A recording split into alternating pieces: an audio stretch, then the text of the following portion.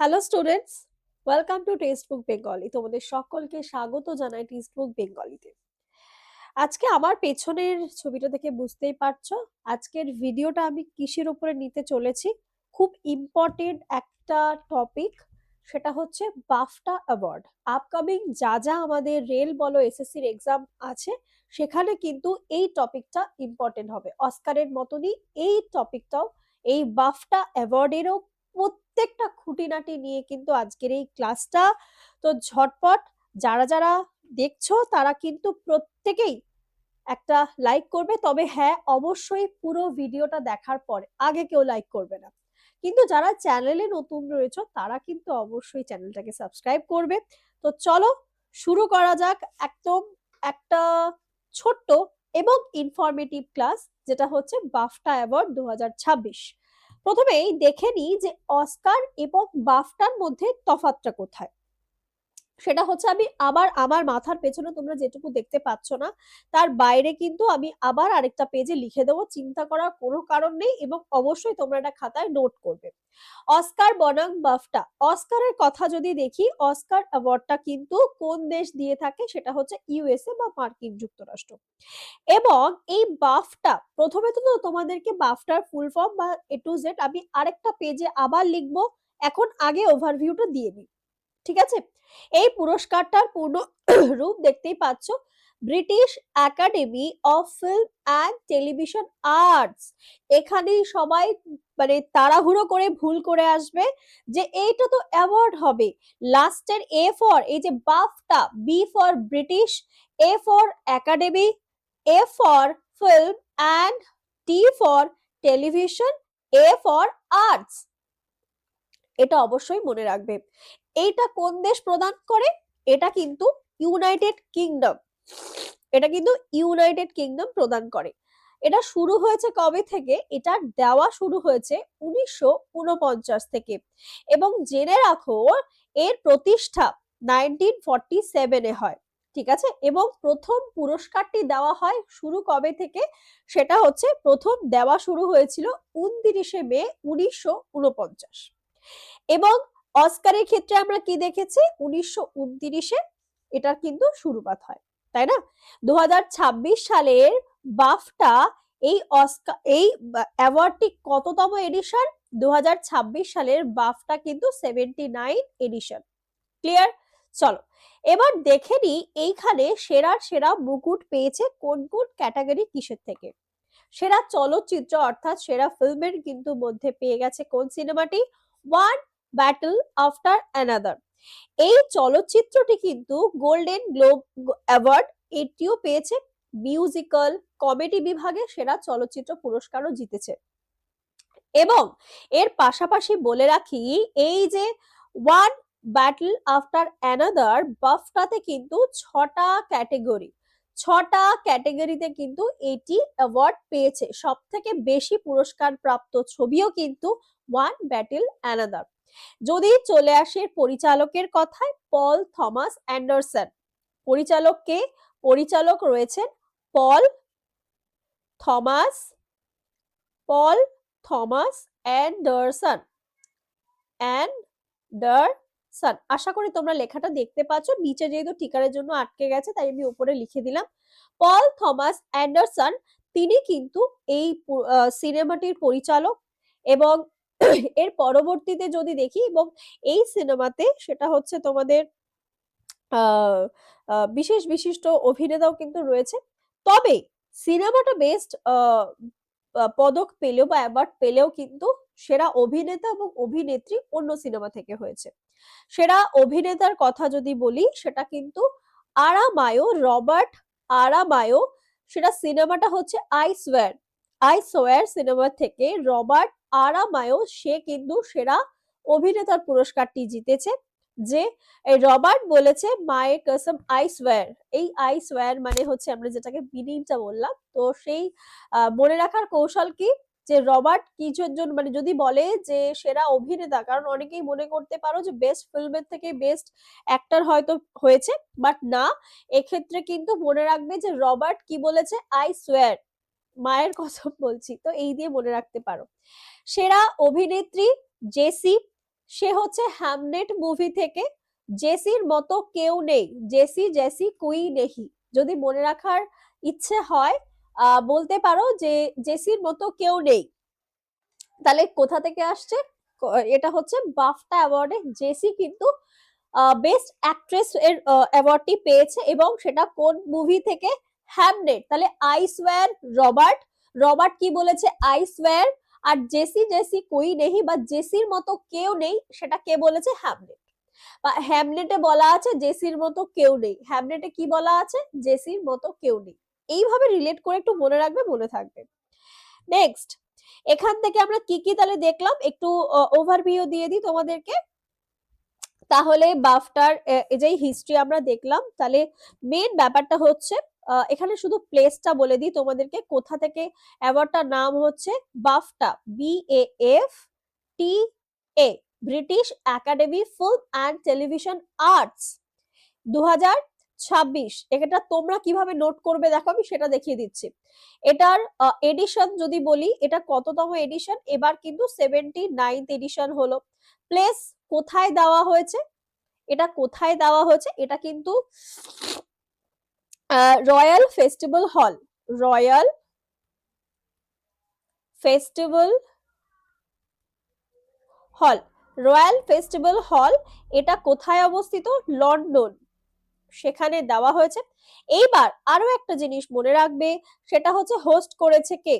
Host কে করেছে পুরোটা? সেটা হচ্ছে অ্যালেন কামিং, অ্যালেন কামিং। তিনি কিন্তু ফার্স্ট টাইম এই অ্যাওয়ার্ড শোটা হোস্ট করেছেন। আর যদি বলি এটাকে স্থাপন করেছে কে, একটু আগে বলেছিলাম 1947-এ এই বাফটার একটা বলতে পারো গঠন, তারপর থেকে তো দেওয়া শুরু হয় ব্রিটিশ ফিল্ম একাডেমি। এটা স্থাপন যদি বলি সেটা হবে ব্রিটিশ ফিল্ম একাডেমি। ক্লিয়ার হলো? তাহলে আমরা কোন কোন জিনিস নোট করার ছিল, শুরু কবে থেকে হয়েছে।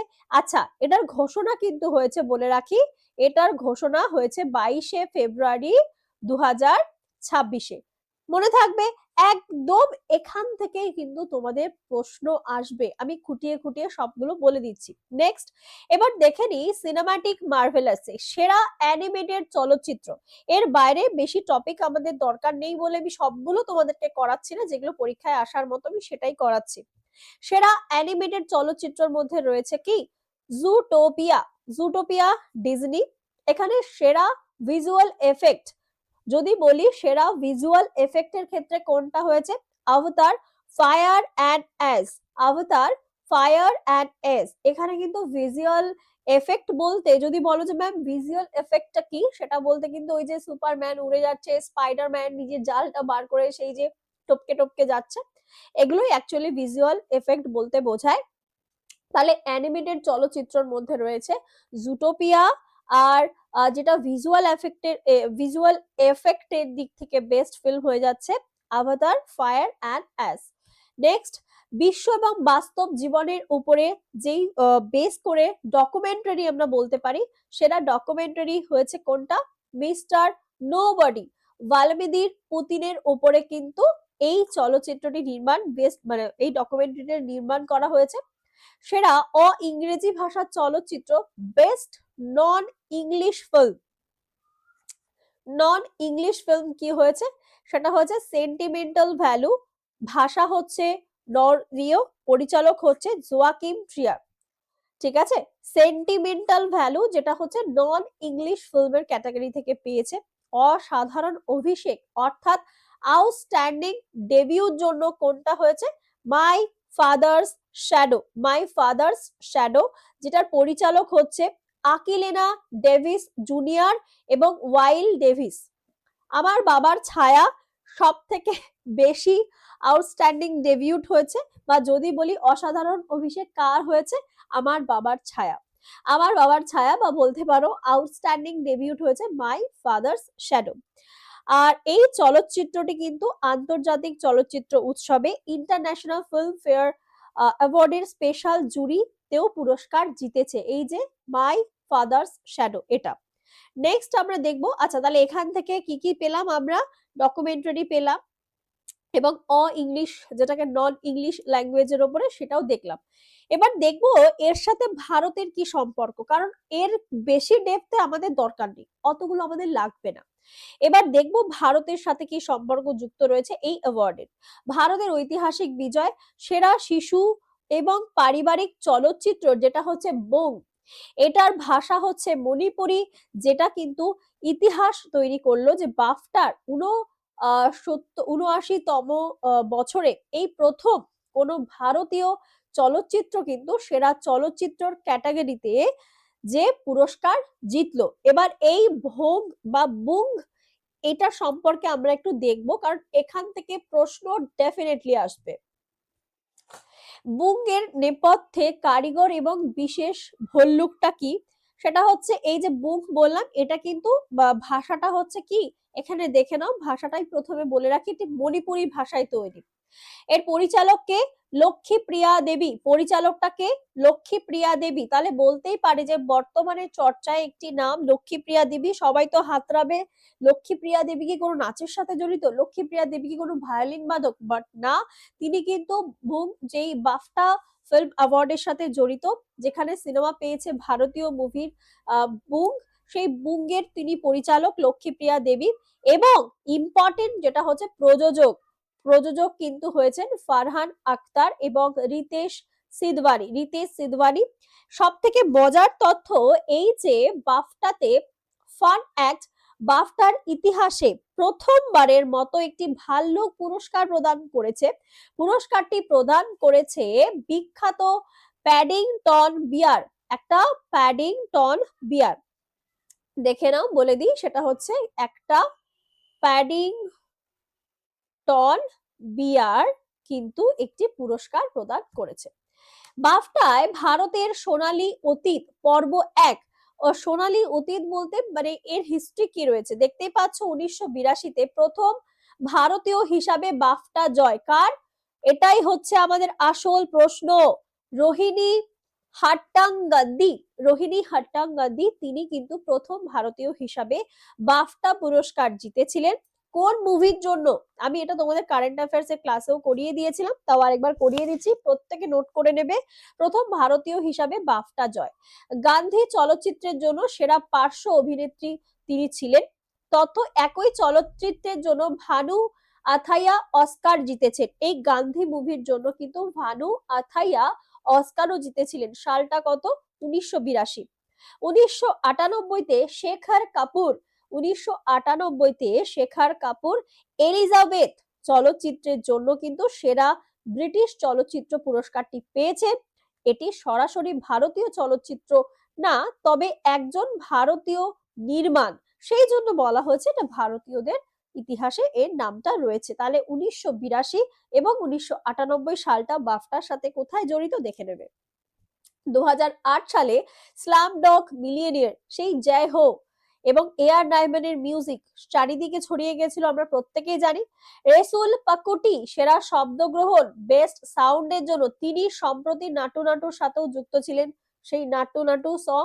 এবং এআর রহমান সেরা মৌলিক সুর অরিজিনাল মিউজিকের জন্য কিন্তু অ্যাওয়ার্ড পেয়েছেন। আর এক নজরে ভারতীয়দের সাফল্য বাফটায় যদি দেখি, ওই যে বলে দিলাম 1982-তে Rohini Hattangadi Gandhi movie, Shekhar Kapur Elizabeth movie 1998, 2008 সালে এআর রহমান স্লাম ডগ মিলিয়নিয়ারের জন্য, এবং 2026 সালের বোগ মণিপুরি চলচ্চিত্র, যেটা অবভিয়াসলি ভারতীয়, প্রথম ভারতীয় সেরা চলচ্চিত্র কিন্তু অ্যাওয়ার্ডটি জিতে নিয়েছে। মোট 8টি পুরস্কার জয়, শেখর কাপুরকে ধরলে কিন্তু 5টি, সরি মোট 4টি, এবং শেখর কাপুরকে ধরলেও 5টি হচ্ছে। পরীক্ষার এই তালিকাটিতে অবশ্যই কিন্তু তোমাদের মনে রাখতে হবে 4টে সাল বাফটার জন্য। আর এই ছিল তোমাদের পুরো বাফটা, একদম শর্টে সুন্দর করে গুছিয়ে দিয়েছি, ক্লাসটা দেখবে আর খাতায় নোট করবে। এইবার আমাদের যদি তোমার এরকম ডিটেলসে ক্লাস চাও বা এরকম ভাবেই তোমরা চাও ইনফরমেটিভ কিছু ক্লাস, তার জন্য কিন্তু আমাদের পেইড ব্যাচে চলে আসতে হবে। হ্যাঁ, তো সেই পেইড ব্যাচে যারা যারা চাইছো তাদেরকে বলে রাখি, আগে কেনার আগে অবশ্যই তোমরা 1 টাকা দিয়ে একটা সাবস্ক্রিপশন নাও। 1 টাকা দিয়ে নিয়ে না দেখো যে আমাদের অ্যাপে কি কি আছে, বা আমরা এই যে সুপার পাসে এত কথা বলছি, আদৌ সুপার পাসটা কি। নিজেরা টেক্সট বুক অ্যাপটাকে ডাউনলোড করো, সেখানে লগ ইন করো, লগ ইন করে কিন্তু তোমরা আমরা যে লিঙ্ক প্রোভাইড করছি বা ডেসক্রিপশনে লিঙ্ক থাকছে, দেখবে 1 টাকার লিঙ্কও রয়েছে। 1 টাকায় তুমি সত্যি কথা বলতে মোবাইলের রিচার্জের জন্য ন্যূনতম অবধি তোমাদের সেই খরচটা কিন্তু লাগবে না। তোমরা পেয়ে যাচ্ছ অল এসএসসি এক্সাম, রেলওয়ের exam, all banking exam, UP বিহারের এক্সাম, ওয়েস্ট বেঙ্গলের সমস্ত পরীক্ষার জন্য প্রস্তুতি করতে। এখানে তোমাদের সুবিধা থাকছে live class recorded, study note, PYQ, mock test এবং প্র্যাকটিস কোয়েশ্চেন। তো এত কিছু তুমি পাচ্ছ। আর যদি বলি যে তোমার প্রিভিয়াস ইয়ার পেপার সলভ করতে চাও, 1 টাকা দাও, পুরো প্রিভিয়াস ইয়ার পেপার সলভ করবে। কিভাবে? তুমি ডাউনলোড করে রেখে দাও। 1 টাকা দিয়ে তুমি কিনলে তোমার 2 দিন থাকবে ভ্যালিডিটি। এর পরে যদি যারা আরো চাইছো যে না আমি গ্রুপ ডির জন্য প্রিপারেশন নেব, আমি একটু 3 মাস ভালো করে খাটবো, ভাই এবারটা আমাকে পেতেই হবে চাকরি, তাদের জন্য বলছি কোনো সমস্যা নেই, মাত্র 429 টাকায়। 429 টাকায় তুমি 3 মাসের ভ্যালিডিটি দিয়ে কিন্তু সমস্ত রকমের সুবিধা পেতে পারো। 429 পড়বে প্রাইস। তো কেউ যদি নিতে চাও, 7557050299 এই নাম্বারে আমার সাথে যোগাযোগ করতে পারো এবং কোড ইউজ করতে পারো NITI, দেখতেই পাচ্ছ NITI 4টে ক্যাপিটালে কোড ইউজ করতে পারো। 12 মাসের জন্য পড়বে 1399, 18 মাসের জন্য কিন্তু 1799 পড়ছে। মানে কেউ যদি কোনো কোয়ারিও থাকে আমাকে ফোন করে নিও অবশ্যই। আর দেখতেই পাচ্ছ ধুরন্ধর এসএসসি জিডি ক্লাস চলছে, প্র্যাকটিস ক্লাস আমরা প্রায় শেষ করে ফেললাম। আর আবারও বলছি, কেউ টাকা খরচ করে নিচ্ছ এবং সেই টাকা যদি ফেরত পেতে চাও, তাহলে এখনই কিন্তু আমাদের সাথে জয়েন করো। কেন বললাম? তার কারণ তুমি যদি সিলেক্টেড হয়ে যাও, তারপরে তুমি যেই টাকা, আজ যদি 429 টাকা খরচ করো, তুমি যদি 1399 খরচ করো, সেই টাকাটাও তুমি ফেরত পেয়ে যাবে তোমার সিলেকশনের পর। কেমন? তাহলে আর দেরি নয়, ঝটপট যাও সবাই কিন্তু এই যে কুপন কোড NITI এটা ইউজ করো। আর দেখতেই পাচ্ছ তোমাদের 1 টাকার ট্রায়াল সম্পর্কেও বুঝিয়ে দিলাম। যদি মনে হয় যে না আমি আর কন্টিনিউ করব না, অ্যাপে যাবে, অর্থাৎ তোমার ফোন পে বা জিপে, সেখান থেকে তোমরা চাইলে অটো পেটা অফ করে দেবে, আর কোনো রকম টাকা কিন্তু কাটবে না। ঠিক আছে, আশা করি তোমাদেরকে বুঝিয়ে দিলাম।